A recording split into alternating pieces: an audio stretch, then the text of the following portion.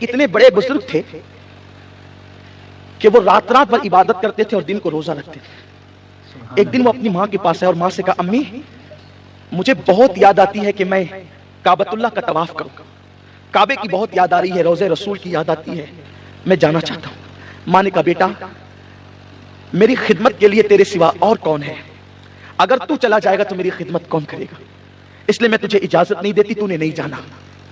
اب انہوں نے یہ سنا رک گئے، پھر دل میں خیال آیا کہ ماں منع کر رہی ہے لیکن جانا تو نیک کام کے لیے نا، کعبۃ اللہ کی حاضری کے لیے جانا۔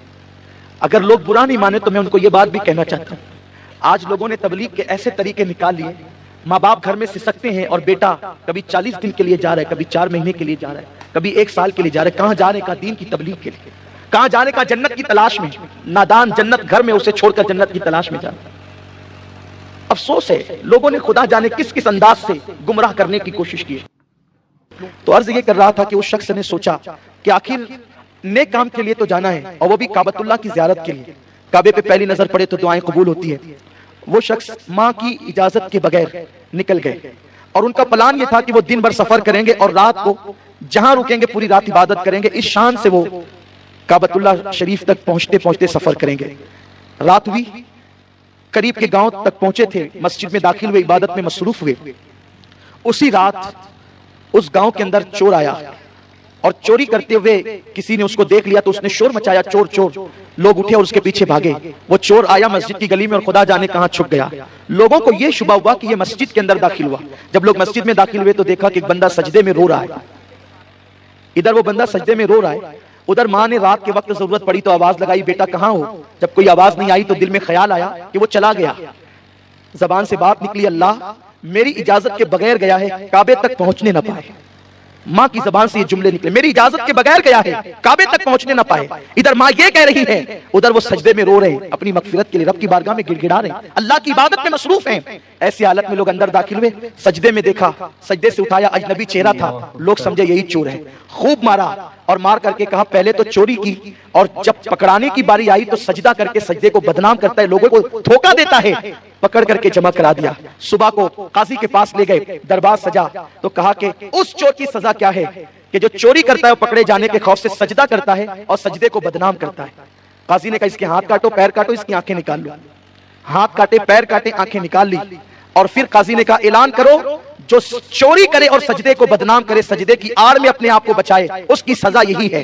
جیسے کسی شخص نے اعلان کیا لوگوں یہ اس چور کی سزا ہے جو چوری کرتا ہے اور پکڑے جانے پہ سجدے کو بدنام کرتا ہے، سجدے کی آڑ میں اپنے آپ کو بچانا چاہتا ہے، یہ اس کی سزا ہے۔ جب یہ اعلان کیا تو اس شخص نے روتے ہوئے کہا اے اللہ کے بندے یہ اعلان مت کر یہ اس چور کی سزا ہے جو سجدے کی آڑ میں اپنے آپ کو بچاتا ہے، بلکہ یہ اس عمرہ کو جانے والے زائر کعبہ کی سزا ہے جو اپنی ماں کی اجازت کے بغیر کعبے کی زیارت کو جا رہا تھا۔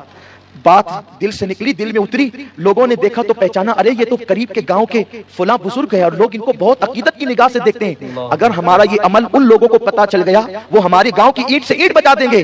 انہوں نے فوراً خاموشی سے ان کو اٹھایا اور دوسری رات اٹھا کر کے لے جا کر ایک علاقے میں ان کو ڈال دیا، اندازے سے کہیں بھی لے جا کر اس گاؤں میں ڈال دیا۔ ابھی ڈالا یہ چیخنے لگے بھوک لگی تھی، کوئی ہے مجھے کھانا کھلانے والا؟ قریب کے گھر سے آواز آئی اے فقیر ہاتھ بڑھا تاکہ میں تجھے کھانا دوں۔